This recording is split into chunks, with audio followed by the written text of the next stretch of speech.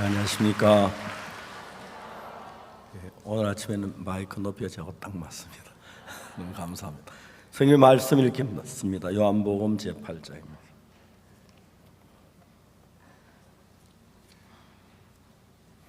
요한복음 8장 1절 말씀부터 읽습니다.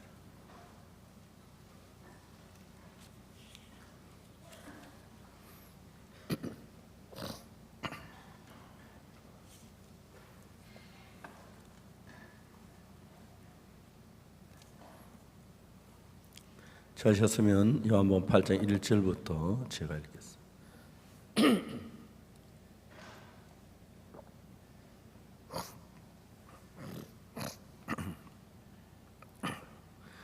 예수는 감난산으로 가시다 아침에 다시 성전으로 돌아오시니 서기관들과 바리새인들이 가는 중에 잡힌 여자를 끌고 와서 가운데 세우고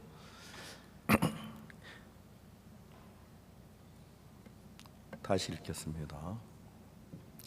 예수는 감난산으로 가시다 아침에 다시 성전으로 돌아오시니 백성이 다 나오는지라 앉아서 죄를 가르치시더니 서기관들과 바리새인들이 가는 중에 잡힌 여자를 끌고 와서 가운데 세우고 예수께 말하되 선생님, 이 여자가 가늠하다 현장에 잡혔나이다. 모세는 율법이 이러한 여자를 돌로 치라 명하였거니와 선생은 어떻게 말하겠나이까. 저희가 이렇게 말하면 고소할 조건을 찾고자 예수를 시험함이라. 예수께서 몸을 굽히사 손가락으로 땅에 쓰시니 저희가 묻기를 맞이 아니한지라.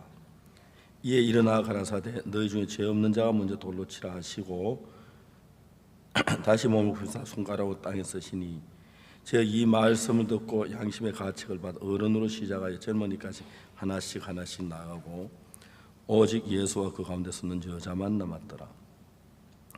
예수께서 일어나서 여자 외에 아무도 없는 것을 보시고 이르시되 여자여, 너를 고소한 그들이 어디 있느냐? 너를 정죄한 자가 없느냐? 대답하되 주여 없나이다. 예수께서 가라사대 나도 너를 정죄하지 아니하노니 가서 다시는 죄를 범치 말라 하시니라. 거기까지 읽었습니다.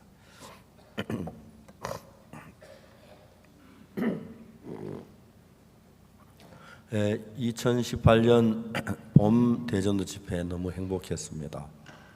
잠시 실내 체육관에서 그랬고 또 강남 교회에서 그리고 대전에서 전주에서 좀 인천에서 오늘 마지막 날인데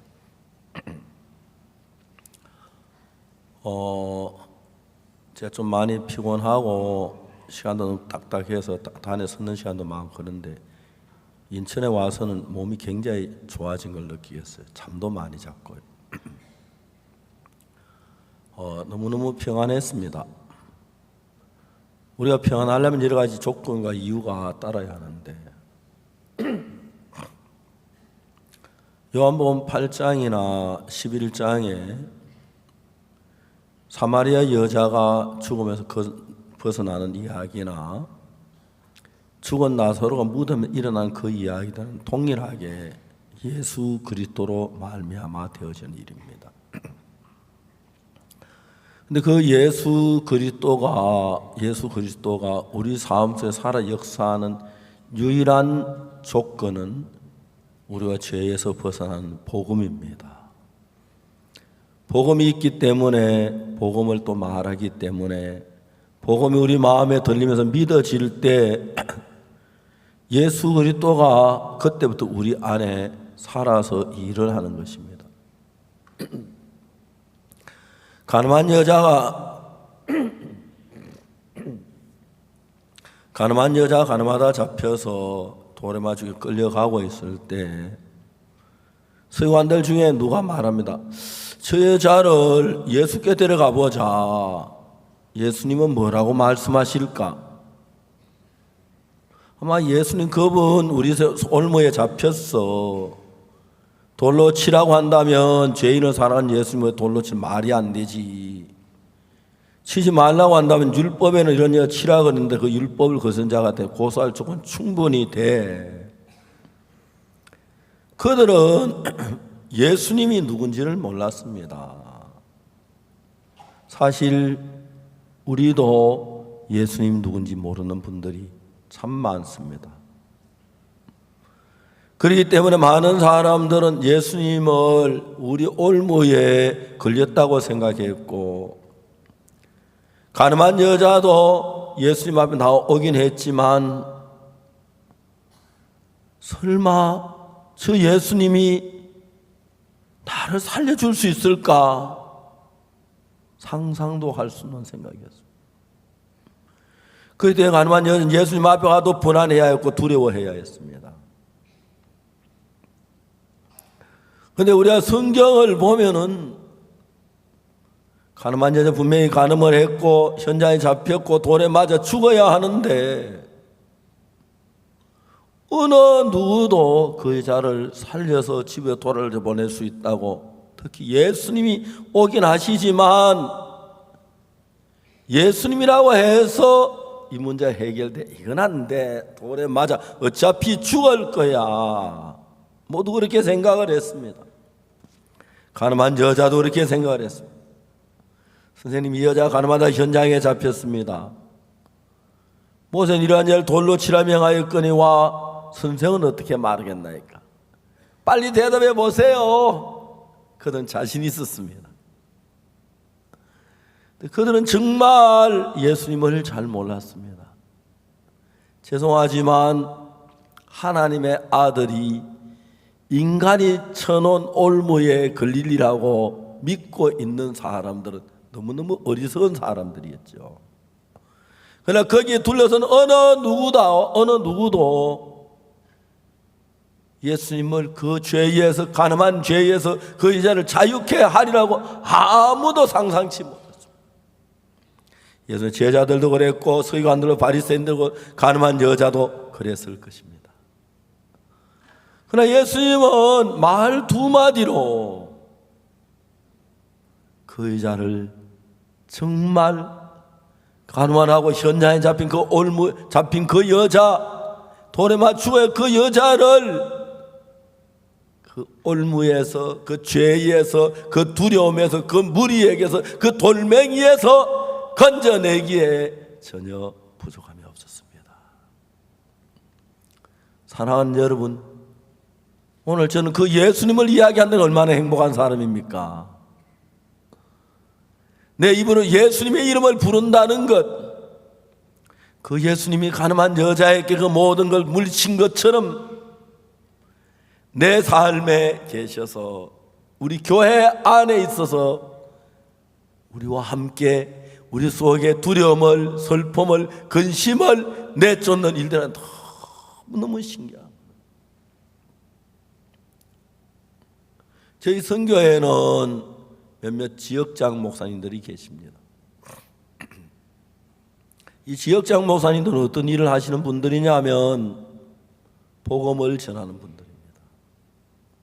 선교회에서 기도와 말씀 전하는 걸 전무하는 사람들입니다.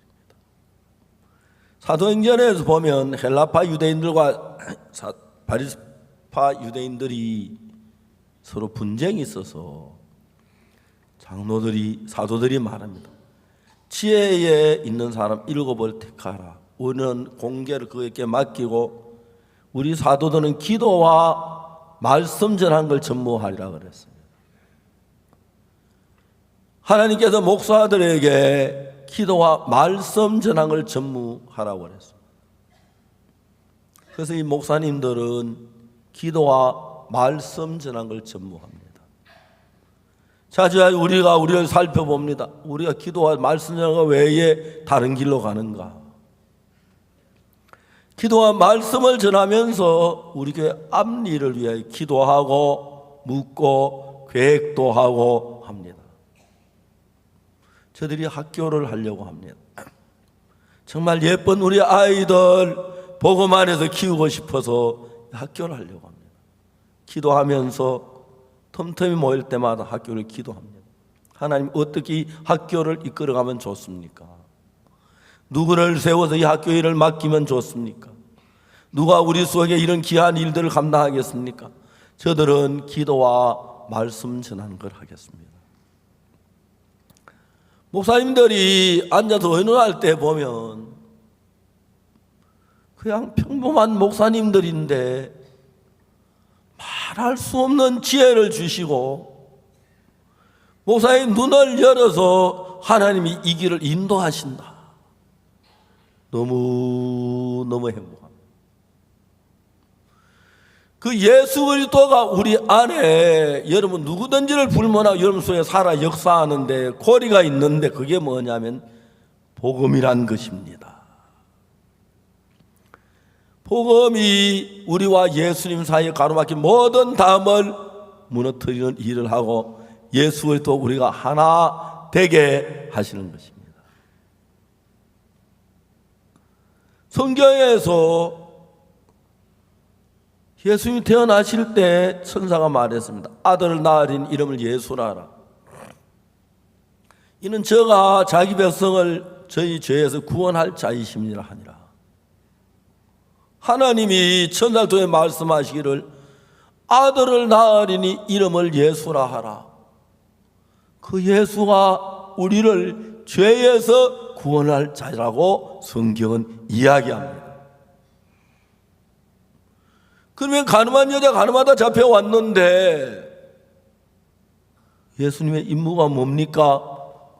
그 여자를 죄에서 건져내야 하는 것입니다.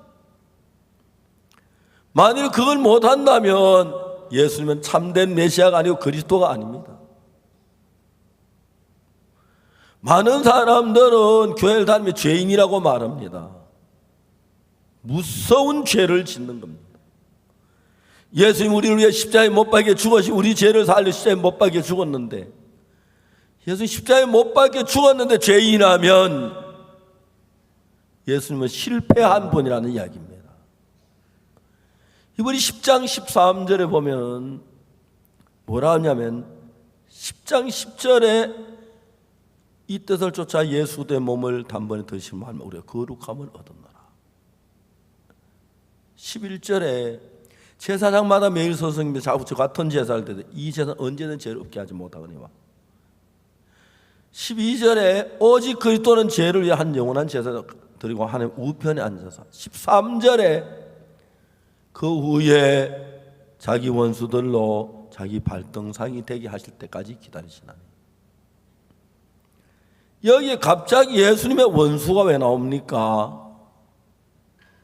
왜 갑자기 구속을 얘기하다가 원수란 이야기가 나오지요? 예수님 십자가에 못 박혀 죽었지만 내가 죄인이란 사람들, 그 사람들은 예수님 십자가를 짓밟고 있는 것입니다. 예수님의 피를 더러운 것으로 여기는 사람입니다. 예수님 내 우리 죄를 피를 흘렸는데 죄가 남아있다면 예수님을 실패한 거라고 말한 사람들입니다. 그 사람들은 하나님의 예수 대 원수들입니다. 원수들입니다. 14절 그들이 원수인 걸 정확히 얘기하는 건 뭐냐면 저가 한 제물로 거룩하게 된 자들을 영원히 온전케 하셨느니라. 저가 한 제물로 우리를 영원히 온전케 했는데 죄인이라고 말한다면 죄인이라고 말 하나님을 대적하고 복음을 대적하고 예수님을 대적하기 때문에 그 원수들은 내 발등상이 되게 할 때까지 내가 기다린다고 그랬습니다. 그 원수가 교회 안에 수두룩합니다. 그 원수가 교회 안에서 예수님의 이름을 부릅니다. 뭘 말하는 줄은 뭡니다.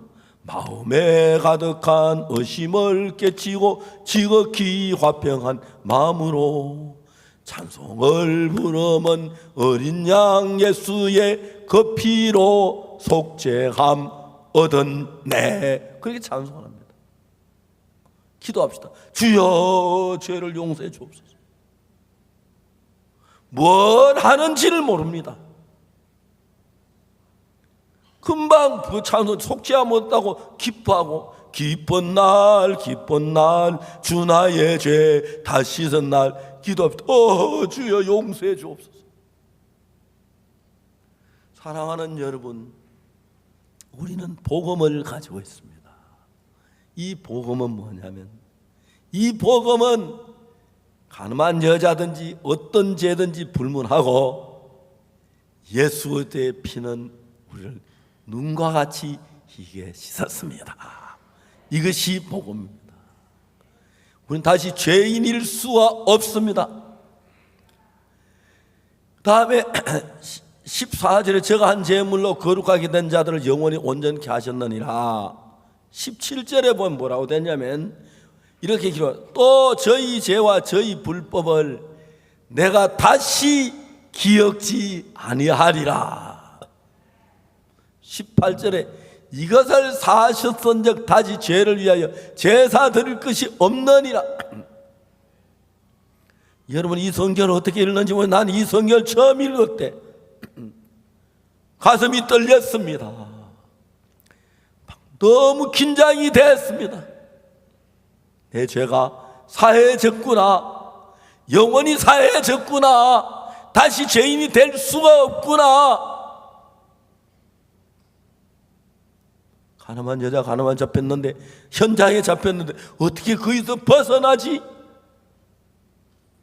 가늠하다 현장에 잡혔잖아요. 변명할 수가 없는데 어떻게 그 죄에서 벗어날 수 있어요? 예수 그리스도는 벗어나게 하실 수가 있습니다. 왜? 그 여자의 죄도 십자가에서 해결했기 때문에 담대하게 나도 너를 정죄하지 아니하노니라고 말할 수가 있습니다. 사랑하는 여러분, 우주 예수님은 가늠한 여자에게만 아니고 박옥수 목사에게도 나도 너를 정죄하지 아니하노 그랬습니다. 그리고 또 한 사람에게 더 했습니다. 누구? 이헌복이 목사, 나도 너를 정죄하지 아니하노니. 김재홍 목사 왜 큰 소리 치는 줄 아십니까? 이 약속을 받았기 때문이다. 나도 너를 정죄. 김재홍 목사님에게도 그 이야기를 했어요. 그리고 김재홍 목사님하고 예수님 사이에 가로막힌 죄의 담을 다 풀어봤습니다. 얼굴과 얼굴을 대하듯이. 가늠한 여자가 예수님 앞에 나왔을 때에 죄가 있어 두려워해야 했고 슬퍼해야 했고 고통스러워야 했고 절망해야 했습니다. 그래서 자유롭게 했습니다. 그래서 여러분 저는 복음을 전하는 목사입니다. 이 복음은 예수님 십자가에 못 박혀 죽어도 우리가 죄인으로 남아있는 그런 십자가가 아니고 십자가에 못 박혀 죽으셨을 때 그 죽음으로 말미암아 우리를 능히 죄에서 깨끗게 하시는 예수 그리스도, 그 피, 그 보혈, 그것이 우리를 자유롭게 했고 행복하게 했고 더더욱이 예수 그리스도와 한 마음이 되게 했습니다. 예수님은 마리아와 마르다에게 얘기합니다. 내 오라비가 다시 살리라. 마르다와 마리아는 예수님보다 자기 알고는 지식이나 형편이 더 컸습니다. 그 진짜 어리석은 것입니다. 이제 여러분 중요한 것은 여러분들이 예수님의 피로 죄사함 받고 믿음을 달려가게 될 때 사탄은 뭘 가지고 다 예수님의 역사를 우리를 가지고 역사를 막 우리 속에 일하는 역사 우리로 맡게 해요. 아니 난 죄인인데 아이고 우리 오빠는 썩은 냄새는 못 고쳐. 이런 인간들의 생각 속에 사탄이 예수님과 다른 생각을 넣어서 네 오라비에 다시 살리라. 예수님 분명히 그렇게 말씀하시는데 그들은 그 말이 마음 안에 들어오질 않았어요. 우리 오빠가 어떻게 살아요? 못 살아요. 돌을 옮겨놔라.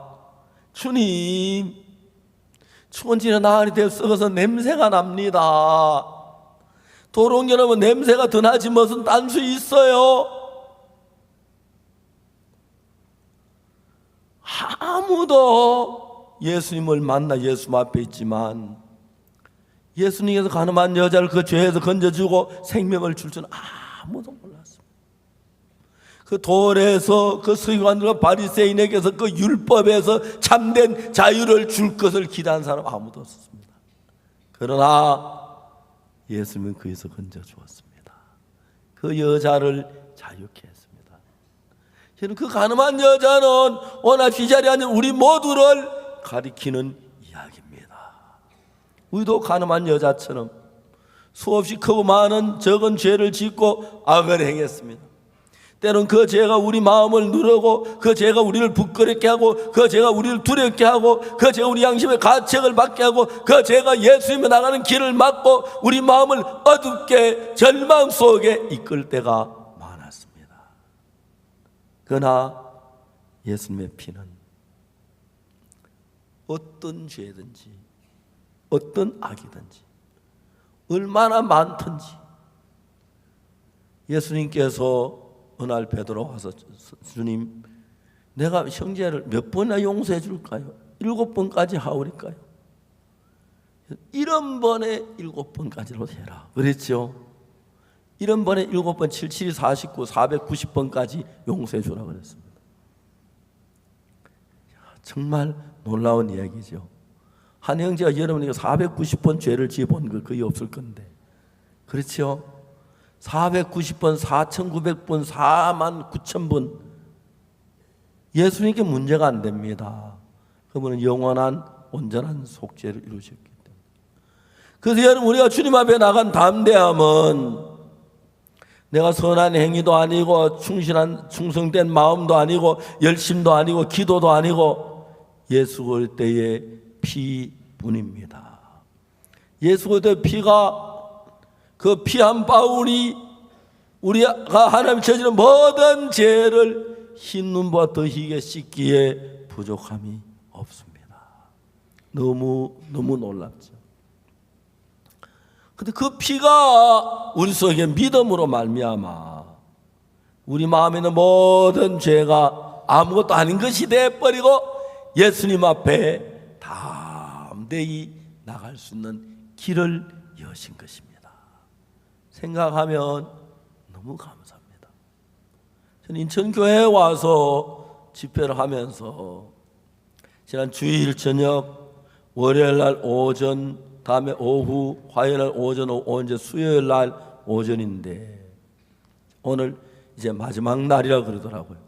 내 인생의 마지막 날이에요. 인천 집회 마지막 날입니다. 너무너무 감사했습니다. 복음이 있어서 이 복음이 죄의 얼매인 우리를 전부 다 죄에서 자유케 했습니다. 사랑하는 여러분, 참 많은 사람들이 예수의 말씀으로 자기 인생의 마음속에, 생각 속에 빠져 있는데 그 생각 속에 빠지는 대부분의 생각들이 내가 이런 실수를 해서 이런 잘못해서 이런 죄를 저질러서 그래서 주님과 내 사이에 어둠이 있고 하나님 내 사이에 역사하지 못할 거라고 생각하는 사람들이 많습니다. 요한일서 1장 9절은 여러분 만일에 어떤 죄가 여러분 마음에 오래오래 남아 여러분 마음을 괴롭히고 하나님 나라에 방해가 되면은 만일에 우리가 우리 죄를 자백하면 저는 미쁘시고 의로우사 우리 죄를 사하시며 모든 불의에서 우리를 깨끗하게 하실 것이요. 이미 십자가에 못 박혀도 그 죄가 씻어졌는데 그 죄가 내 마음에 자꾸 나를 괴롭게 하고 나를 아프게 하면 주님, 제가 이런 죄를 지었습니다. 그러나 그 피가 나를 깨끗하게 하신 줄 믿습니다. 그럴 때 저는 미쁘시고 오히려 그러니 우리가 하는 건 주님, 내가 진짜 죄를 깨닫고 할 때 구약의 레위기 4장 속죄 제사를 평민의 하나가 여호와의 금령 중 하나도 부중에 범하여 그 죄의 깨우침을 받거든 그는 흠 없는 암염소를 끌고 와서 그것을 제물로 삼아 그 속죄 희생의 머리에 안수하고 속죄 제사는 법이 나옵니다. 예수님 우리의 속죄 제물로 어린 양이 되셔서 우리 죄를 죽으셨기 때문에 우리가 죄를 지는 속죄 제사 하나가 우리를 온전히 씻으시는 것처럼 예수의 십자가에 못 박혀 그 죽으심은 우리의 속죄 제물이 됐기 때문에 그 십자가의 죽음이 우리의 감정과 형편과 나라와 위치와 봄 여름과 아무 상관없이 막 비행기 타고 가다 보통 제트 여객기가 하늘을 나를 때 보통 12,000m 그렇게 달립니다. 나릅니다. 그 12,000m 위에서도 예수의 피를 생각하면서 내 제가 믿으면 내 마음이 죄에서 자유롭게 되도록 해놓은 것입니다. 그런데 예수님 십자가에 내 죄를 사했겠나? 못 살 것 같은데 사탄은 그런 생각을 많이 줍니다. 그럴 때는 생각이나 그 생각에 끌리지 말고 성경에 뭘 하고 돼 있느냐, 성경에 명백하게 그 죄가 우리 모든 씻었다고 이야기. 그러면 예수님하고 우리하고 가로막힌 담을 아무도 세울 수가 없어요. 어떤 것도 하나가 됩니다. 우리 이런 집회를 하면서 아침 저녁으로 복음을 전할 수 있는 게 너무 감사합니다. 그라시아서가 노래를 부르는데, 찬송을 하는데, 저는 세상에 제일 행복한 목사라고 말합니다. 제가 전도 집회할 때마다 항상 그라시아서가 하는데, 오늘은 그라시아서가 아침에 제가 나와서 그라시아 합창단 앞에서 말씀을 전했어요. 늘 새벽부터 일어나 연습하기 때문에 단장에 전화를 해가지고 내가 말씀을 전하고 싶다. 1시간 말씀을 전했어요. 그 그라시아서가 노래를 부를 때 세상에 어디에서도 얻을 수 없는 복음의 분위기가 있고, 이 교회 안에서 복음을 증거하고 복음이 살아서 우리 마음에 역사하고 복음이 우리 마음에 있는 모든 죄의 능력을 죽이고 죄의 독을 죽이고, 죄의 독사가 나를 물어도 그냥 떼버리면 돼요. 사도행전 28장에 보면 바울이 멜리데 섬에가 독사에게 물렸는데, 그 독사에게 물린 보통은 바로 딱 쓰러져서 벌벌 떨다가 온몸이 붓고 바로 죽어요. 근데 바울은 어떠냐면 그 독사를 딱 손에 물고 매달리는 거를 딱 떼가지고 불 위에다 딱 올려놨어요. 독사 죽었어요, 살았어요? 죽었어요. 옛날 죽은 박종진 목사는 뱀을 참 좋아한대요. 딱 요 귀여운 거 딱 잡아가지고 껍질 딱 벗게 구워 먹는다 하더라고요.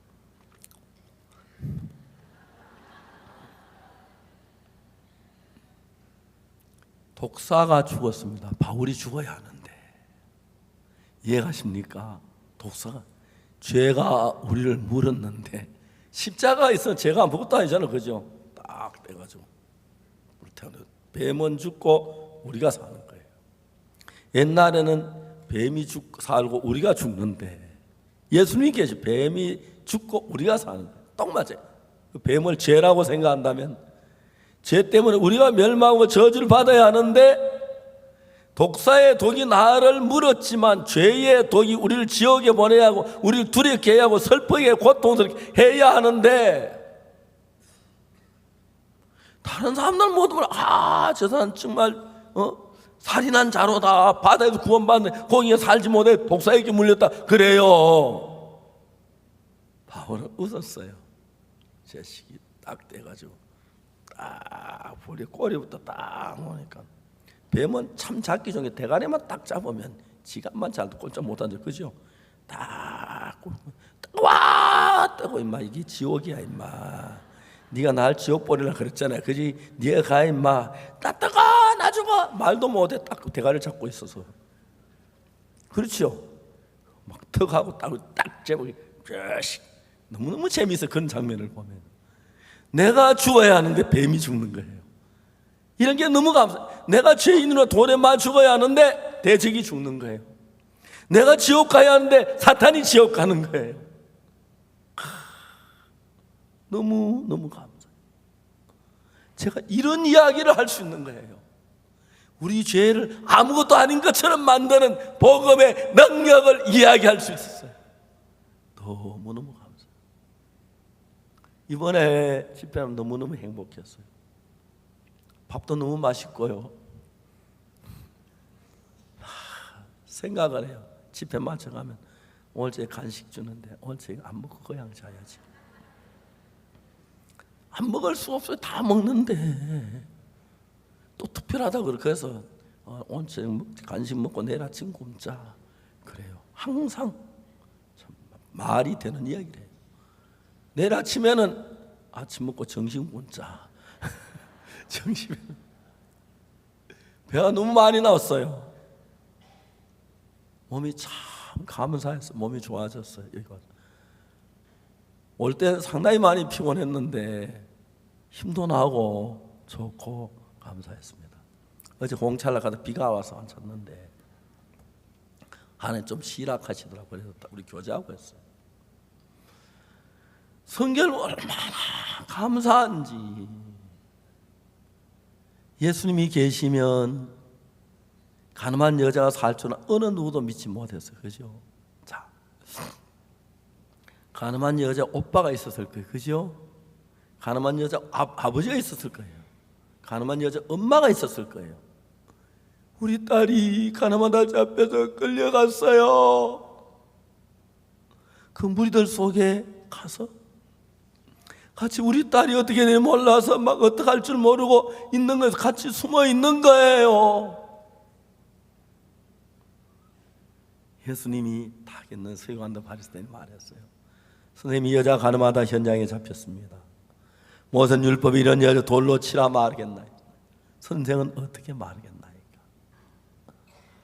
이제 막 가늠한 여자도 이제 예수님 뭐라 하냐 했다 내 운명이 결정되지 그지요? 막 가슴을 졸이고 있어요. 그 가늠한 여자 엄마도 아빠도 오빠도 동생들도 어떡하냐 우리 누나가 죽는다. 우리 동생이 죽는다. 우리 딸이 죽는다. 그런데 예수님 보고 예수님 손가락으로 땅에 걸쳤어요. 예수님이 가늠한 여자 죽일 시간을 좀 늦추려고 시간 끌고 계시는구나. 아마 그들은 기껏 세우면 그 생각밖에 못했어요. 손가락 거기서 일어나서 너희 중에 죄 없는 자가 먼저 이 자를 돌로 치라. 자, 여러분 문학을 하려면요 성경을 읽어야 돼요. 얼마나 기막힌 말입니까? 너희 중에 죄 없는 자가 이 여자를 돌로 치라. 치지 말라 소리 돌로 쳐. 죄 없는 자는 먼저 나와 쳐. 이 성경은 진짜 문학의 덩어리예요. 어떻게 너희 중에 죄 없는 자가 그 단어 몇 개 가지고 그죠? 너희 중에 죄 없는 자가 먼저 돌로 치라. 단어 말 몇 마디 가지고 그 여자의 엄마, 아빠, 누나, 동생 마음의 모든 두려움을 확 날려버렸습니다. 그 여자 마음에 예수님 말 몇 마디 가지고 그 여자 마음에 그 두려움, 슬픔, 고통 이제 돌이 날라오는 준비를 그 모든 다 날려버렸습니다. 그 예수님 저희들 교회 안에 있고 우리가 그 예수님을 이야기하고 그 예수님의 이야기 들을 때 여러분 마음에 예수님의 마음에 작용을 하면 그 여러분의 마음에도 슬픔을, 절망을, 두려움을, 죽음을, 저주를 다 물리치는 그런 능력을 가진 우리 그 예수님 이야기를 지금 하고 있는 겁니다. 얼마나 놀랍습니까? 얼마나. 그런 예수님 모시고 있는 분이 근심할 이유가 뭐예요? 한 번은 제자들이 가다가 우리 떡을 안 가져왔다 그랬어요. 예수님이 너희들 왜 그렇게 미련하냐? 왜 깨닫지 못하냐? 내가 보리떡 5개로 5,000명을 먹고 남긴 것이 얼마냐 그래? 얼마지요? 12광주리. 보리떡 5개가 5,000명을 먹고 12광주 남았는데 떡이 없다고 걱정하느냐 이 사람들아. 맞아요? 여러분 제가 지금 여러분이 이야기하는 것은 보리떡 5개로 5,000명을 먹였거나 죽은 나사로를 살렸거나 가늠한 여자 돌에 맞아 죽을 수밖에 없는 자 살린 그 똑같은 예수님, 우리의 주가 되어서 우리를 구원하고 우리를 지키고 우리를 돌보고 우리 장래를 위해서 우리 안에 들어와 살아 계십니다. 알겠습니까? 그걸 안다면 그 예수님 뭐하고 바꾸겠습니까? 가늠한 여자 그 예수님 돈 1억하고 바꾸겠습니까? 예? 예수님 1억 가지고 있으면 바꾸면 가늠한 1억 가지고 죽지요, 그지요? 뭐 다이아몬드 지 몸덩어리 많은 것도 바꿀 수, 생명보다 귀하고 더 귀한 분이 예수님이십니다. 자, 이제 우리는 지금 여러분이 손으로 만질 수, 눈으로 볼 수 없지만 예수님 내 죄를 사하신 걸 확실히 믿는 믿음으로 내 마음에 받아들인 뒤에 여러분 안에는 그 예수의 똑같은 능력과 똑같은 지혜와 똑같은 사랑과 똑같은 힘을 가진 그 예수님이 여러분 하나를 위해서 여러분 안에 살아 계십니다. 그 예수님이 계신데도 걱정하고 근심하고 두려워하고 염려하는 것은 예수님을 멸시하는 겁니다. 알겠습니까? 그럴 때마다 내 가운데 예수님이 계신다면, 가늠한 여자 그날 예수님을 만나지 못했다면 어느 산골짜기에 끌려가서 돌에 맞아 피투성이가 되고 머리가 깨지고 얼굴이 깨지고 등뼈가 부러지고 다리가 부러지고 해서 돌무대에 쌓여 죽었을 것입니다. 그러나 그 예수님 한 분이 그 여자 범한 가늠한 죄뿐은 모든 죄에서 자유케 했고 그 자에게 날라온 수많은 돌멩이들이 하나도 날라오지 땅으로 다 떨어뜨렸고 그 자 마음에 있던 두려움을 다 물리쳤고 근심을 물리쳤고 그 자 마음에 감사함과 기쁨과 평안과 생명으로 그 자의 마음을 가득 채우셨습니다. 그런 예수님이 우리 속에 있기 때문에 제가 이런 얘기 여러 번 했습니다만, 제가 구원받기 전 1962년 그 이전에 제가 가장 고통스러운 게 있었습니다. 저희들 시골에서 살기 때문에 우리 집에 농사를 지으면 그냥 우리 식구가 전부 7인데 아버지 어머니하고 저희들 5남매가 있었습니다. 제일 위로 형님 있고 누님 2분 있고 내가 있고 동생이 있고 우리 7 식구인데 그 우리 집에 있는 농사 그 음식은 뭐 그 밥을 뭐 팍팍해요. 근데 농촌에는 수입이 돈이 그렇게 귀해요. 농촌 사람들 보면 세종대왕 얼굴 한번 보고 죽고 싶어도 못 닦아는 거예요. 농촌 하는 소리가. 우리 집에 닭이 있는데 닷새 사이에 이제 닷새마다 장인데 달걀 넣은 걸 하도 안 먹고 모으면 한 꾸러미 돼요. 한 꾸러미 10개. 그 다음에 아니면 2꾸러미 되는데 요즘 제가 잘 모릅니다. 달걀 한 판에 요즘 얼마 합니까? 10,000원 합니까? 10,000원보다 싸요. 얼마? 5,000원 해요? 5,000원. 그러면 여러분 달걀 한 꾸러미면은 한 판이면은 30개입니까?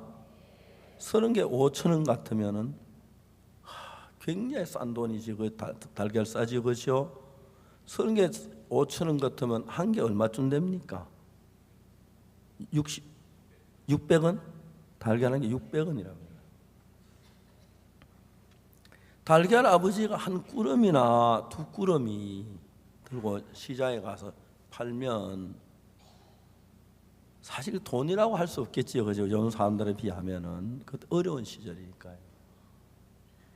그리고 그 다음에 이제 예를 들어 그걸 가지고 성냥 사고 비누 사고 그런 생활용품을 사요.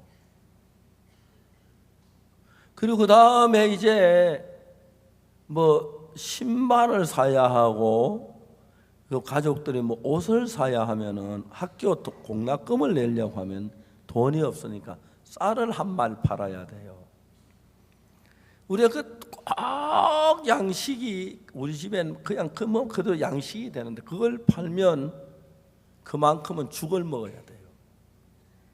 아침에 우리 밥을 하면 어머니가 밥을 하시면 딱 이제 우리가 일곱 먹을 만큼 밥이 돼요.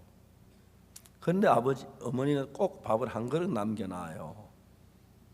한 그릇을 남겨놨다 점심 때 그 밥 한 그릇을 솥에 넣고 물 붓고 나물 붓고 그래 죽을 끓이면 7사람이 먹는 죽이 돼요. 밥 한 그릇이 7사람 식사. 그러니까 그렇게 우리가 살았는데 쌀을 파는 것만큼 죽 먹는 게 많아져요. 우리가 가장 어려운 게 봄인데 이제 여러분들은 이런 얘기 꿈 같은 얘기인데 한번 들어나 보십시오. 보통 우리가 7월 초에 보리가 나와요. 보리를 먹어요. 8, 9, 10 보통 10일 한 넉 달 지나면 보리 먹고 넉 달 지나면 벼가 나와요. 그러니까 보리 먹고 다음 벼 나오기까지 넉 달이 괜찮은데 벼가 나오고 난 뒤에는 보통 6월 달에 보통 보리 6, 7, 8, 9, 10, 10월 달에 벼가 나와요. 벼가 나오면 벼 나오고 난 뒤에 11, 12, 1, 2, 3, 4, 5, 6 보리 나오고 벼 나오기엔 4개월 사이고 벼 나오고 보리 나올 때는 8개월 사이에요. 그게 소위 말하는 보리고개예요. 보통 보리 나오기 한두 달 전 양식이 떨어져 대부분 쌀 농사 떨어지니까 여자들이 덜에 나가서 나물들을 뜯어다 먹어요. 근데 그 나물이 그냥 요즘 채소 먹으면 아무 문제가 안 되는데 쌀이 없이 채소만 먹으면 채소에 독이 있어요. 여자들이 채독에 걸려요. 채독에 걸리면 얼굴이 부옇게 뜨고 이제 그 야맹증 환자예요. 그래서 거의 봄에 되면 대부분의 주부들은 그 얼굴이 다 뜨고 채독에 걸려요. 근데 채독에 걸지 않는 나물인데 그게 쑥이에요. 쑥은 채독에 안 걸려요. 쑥은 뿌리까지 캐다 먹어요. 그렇게 저들이 어렵게 살았어요. 어려웠어요. 우리가 정말 그 어려운 상태 속에 상황 속에 살 때 제가 이제 1962년 구원을 받을 때마다 많이 어려울 때였어요. 우리나라가 1988년까지 너무너무 가난한 나라라서 사람들에게 여건을 아무도 만들어주지 않았어요. 외교관이나 큰 기업의 회장만 여건 만들어줬어요. 우리나라 올림픽을 88년도 하고 89년도에 노태우 대통령이 3월 달에 45세 이상 된 사람에게 여건을 만들어 주었어요. 그래서 저는 제 아내하고 89년 3월 달에 여건을 만들어 가지고 바로 미 대사관에 미국 비자를 받아 가지고 3월 달에 미국 LA에 가서 집회를 했어요. 가을에 독일 베를린에서 집회를 하고. 그리고 여러분 우리가 89년 3월 달에 그때 저희들 전국 교회가 30개였어요. 그런데 그때부터 전도자 30명 있는 전도자 가운데서 해외 선교를 계속 보냈어요. 다른 사람들은 우리가 잘 사는 이유가 뭐 이런저런 이유 되는데 저는 딱 하나 아는 거. 우리가 전 세계 선교사를 보내고 복음을 전한 것이라고 생각해요. 하나님께 2017년부터 저는 그런 기도, 하나님 이 복음 있는 교회 사람들 보내주십시오. 그렇게 기도를 해요. 왜 늘 설교대로 제삼 받지 못한 그 교회 말고 2017년부터 제가 1989년에 해외 선교를 한 그때부터 우리나라는 똑같은 나라고 똑같은 가난한 나라예요. 우리나라 영토가 22만 제곱킬로미터인데 이북의 반 가고 이남의 반이에요. 22만, 우리는 남한이 11만 제곱킬로미터 돼요. 우리나라가 남한이. 그런데 11만 제곱킬로미터인데 육지보다 산이 훨씬 더 많아요. 강원도 거의 대부분 산이니까요.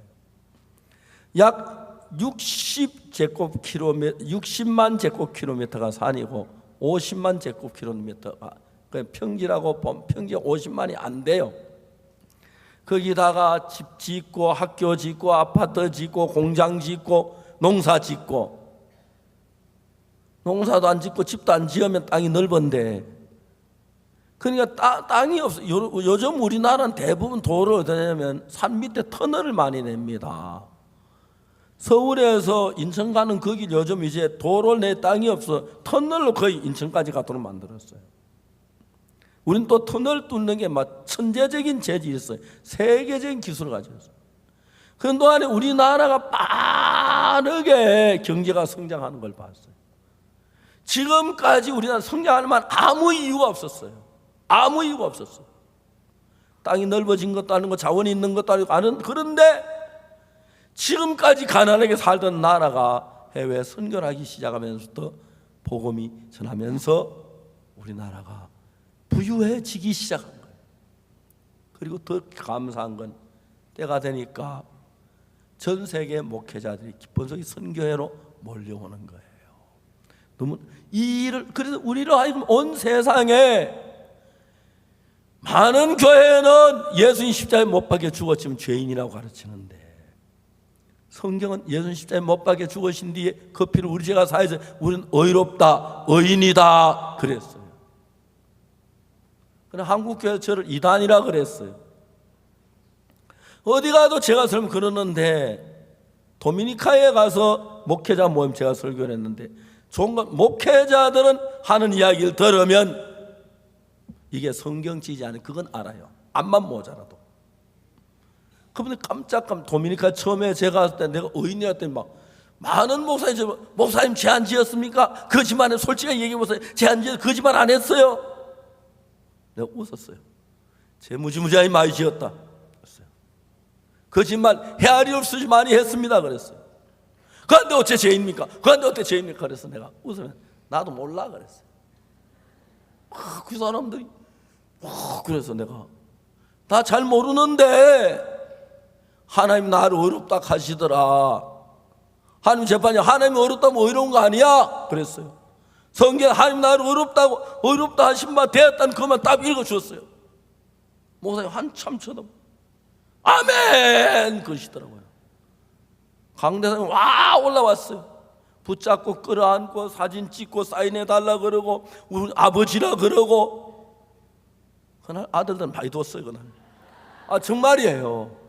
수많은 목사님들이, 그 다음에 거기에 야셀 목사님은 내가 갈 때마다 큰 교회 목사님들 나 다녀서 말씀 전하게 해줬어요. 그 교회에서. 그러면서 목사님들이 지금까지 얼마나 사탄이 간교하게 속여가지고 예수님이 우리 죄를 사해서 우리 죄가 사해졌고 의롭고 거룩하고 깨끗하다고 기록됐고 찬송도 부르면서도 자기가 죄를 지어 죄에서 벗어나지 못한 죄인의 감정을 가지고 죄인들이라고 다 가르쳐서 모든 죄인이라고 그래요.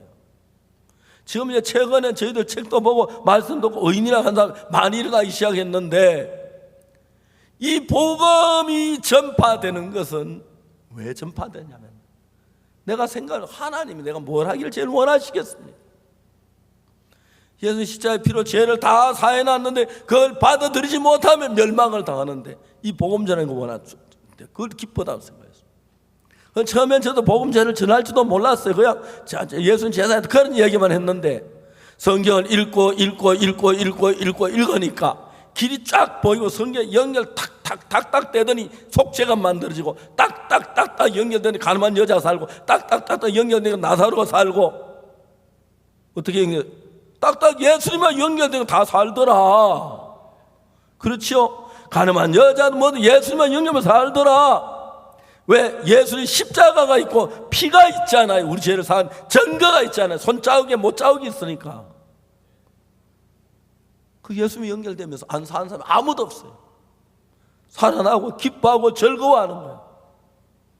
집회 나면서 너무너무 행복했어요. 복음을 이야기할 수 있어서 행복하고 죄산 받는 사람이 일어나서 행복하고, 그렇게 우리가 예수님과 연결되면서 예수님 우리 성경 갈 길을 가르쳐 인도하시고, 집회 마치고 나면 피지에 갑니다. 우리 선교사들이 피지에 가서 피지 감리교회 목사님들을 많이 복음을 구원을 받았어요. 피지 감리교회에서 기쁜 소식 선교가 어떤 선교회야 몰랐어요. 한국에 있는 감리교회한테 물어봤다고 합니다. 그런데 한국에 있는 감리교회가 우리를 좋게 이단이라고 얘기를 했어요. 피지 감리 우리하고 손을 탁 끊었어요. 우리가 중단한다고. 몇몇 목사님이 감리교 가서 총재들께 얘기했어요. 내가 본 기쁜 소식 선교회는 절대 이단이 아닙니다. 너무 밝고 깨끗하고 귀한 하나님의 종들입니다. 제발 좀 더 확인해 주시길 바랍니다. 2016년 IY 월드 캠퍼에 지금 그분이 현재 감리교 총재 됐습니다만 그분이 대표로 한국에 와서 우리가 진짜 어떤 교회인지 봤어요. 우리 캠퍼를 마치고 돌아가서 감리교 보고서를 냈는데 감리교 총재께서 저에게 얘기를 해주신 그대로 이야기하면은 그분이 지금까지 인류 역사상에 어느 교회든지 있었는데 이 기쁜 소식 선교회만큼 성령이 충만한 교회는 처음 봤다. 감리교 그 지금 총재인 그분이 그랬었어요. 예를 들어 우리가 해운대에서 개막식을 하는데 아침부터 소나기 비가 장대 비가 막 온더라. 기쁜 소식 선교회는 그럼 다른 장소를 구분하는 게 아니고 목사님들 모여서 기도하시더라. 그분들 기도하면 비가 그칠 걸 믿더라. 놀라운 것은 비가 오는데도 해운대로 사람들이 모여들었다. 저녁 캠프 1시간 전에 하늘이 환하기에는 비가 다 그쳤다. 그들은 말해 올해만은 해마다 그렇게 했다. 너무너무 은혜로운 시간을 가졌다. 거기 천호인들이 3,500명이나 모여 있는데 세계 기독교 지도자들, 장관들, 대학 총장들, 목사님들이 모여 있는데 너무너무 은혜로운 시간이다. 그분들이 뭐라고 얘기하느냐 하면은 화장실이 아침에 봤을 때하고 전혀 똑같았다. 그 많은 학생들 하나도 시간에 밖에 나와 딴짓하는 사람이 없었다. 그 겸손했다. 하나님이 정말 그는 처음 봤다. 그 보고서를 보고 감리교에서 결의하기를 우리는 기쁜 소식 선교의 지도를 따르겠다. 그래서 2018년 작년에 감리교 총재가 한국에 오셔서 우리 선교를 보고 갔습니다. 지금 제가 다음 주에 피지에 갑니다. 거기서 지금 그 정부하고 그 감리교에서 사람을 다 모아놓고 3,000명 모아놓고 지금 제가 오길 준비하고 있다고 그러더라고요. 메시지는 하나님께서 이 복음을 전하시면 누가복음 24장 47절에 그 이름을 인하여 죄사함을 얻게 하는 회개가 예루살렘으로부터 모든 족속에게 전파되어야 할 것을 성경에 기록됐다고 성경은 말합니다. 누가복음 24장 47절 한번 띄워주십시오. 방송실.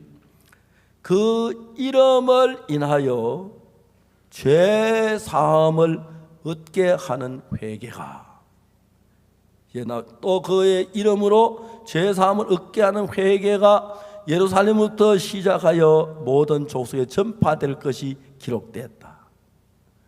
그런데 여러분 그 복음이 전해지다가 바울이 로마까지 죄사함을 얻게 하는 복음을 전파했습니다.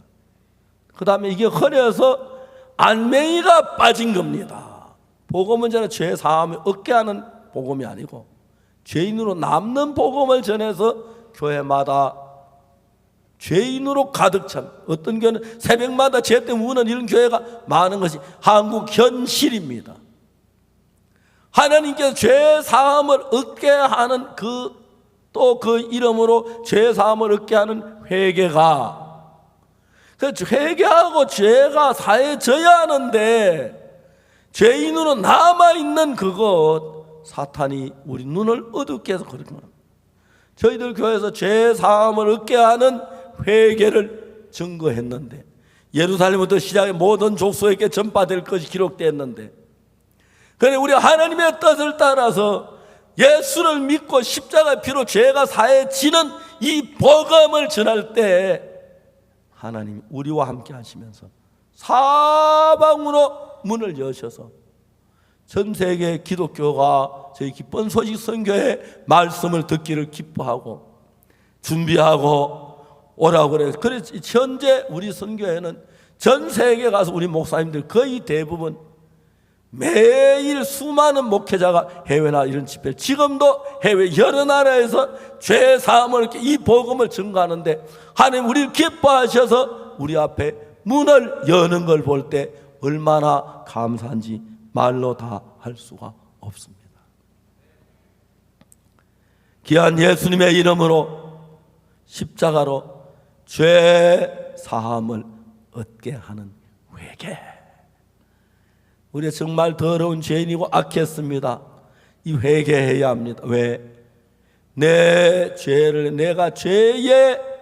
내 죄를 회개할 뿐 아니라 내 인간의 생각 자체가 죄의 소속에 나를 버리고 내 마음을 버리고 예수님의 마음을 받아들이는 그것이 회개. 나를 버리고 예수님을 받아들이는 그 회개.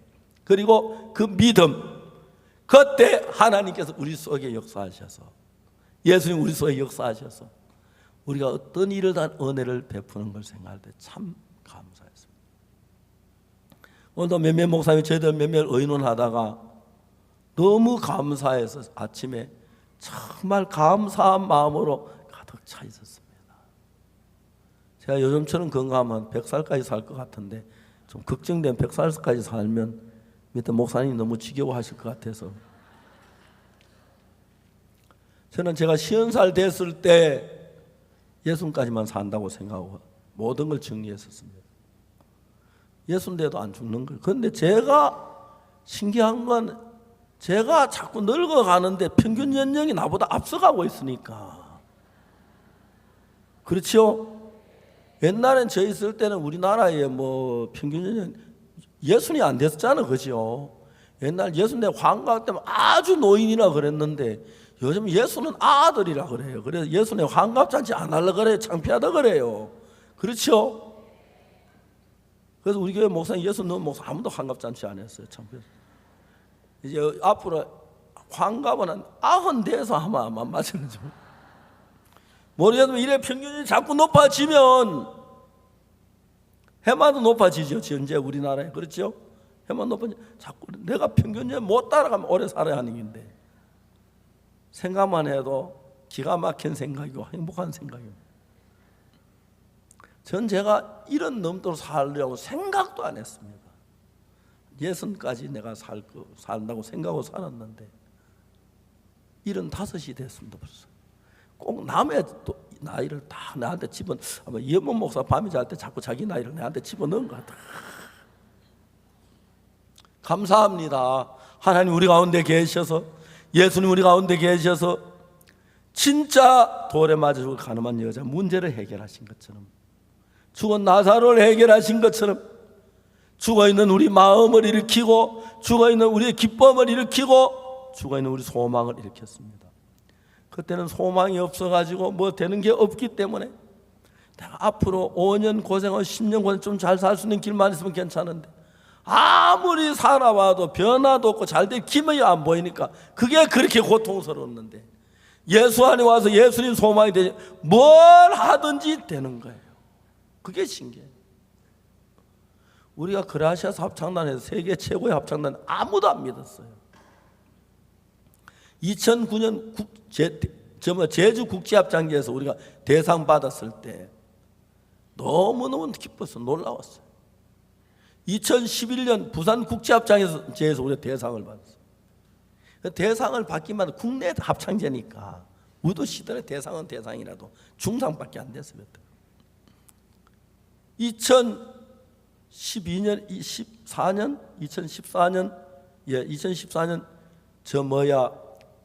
이태리 리베탈 카리다에서 우리가 최고상을 받았어요. 동일한 해에 스위스 몽트르 합창제에서는 혼성 분야에서 우리가 최고상을 받았습니다. 그때 혼성분 팀이 나갔어요.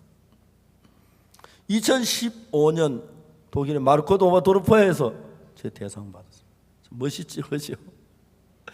여러분 더 신기한 것은 우리가 저 뭡니까 1등 했다는 프랑카드를 가지고 갔어요.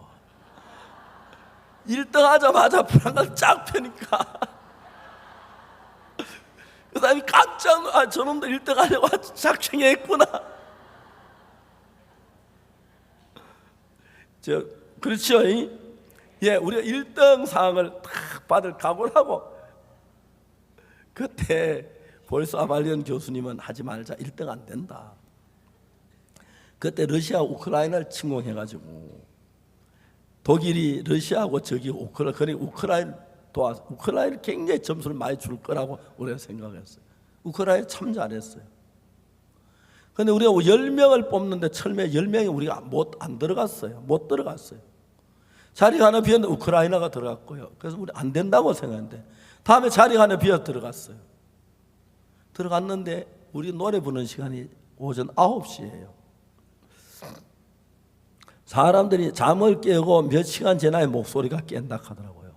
아침엔 목소리가 안 좋은데 우리가 아침에 목소리 안 깨기 전에 노래를 부르게 돼서 고민하다가 시차를 바꾸었어요. 기상 시간을 6시에서 새벽 4시로 바꿨어요. 새벽 4시에 보름 전부터 일어났어요.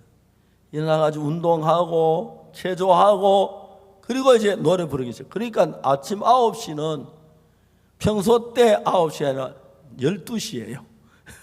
그러니까 노래는 그 다음에 또 이야기가 참 많아요. 볼스 선생님이 고민한 게 뭐냐면 우리 합창단이 무대 첫 번쯤 항상 틀렸어요. 딱 두 번째 돼야 그러니까 합창제에 나 두 번 부르는 한 번 부르는데 그 기가 막힌 거예요. 근데 우리가 진짜 연습할 때는 꼭 첫 번째 틀리고 두 번째부터 맞았는데 단장이 나한테 이야기를 했어요. 앉아 있는데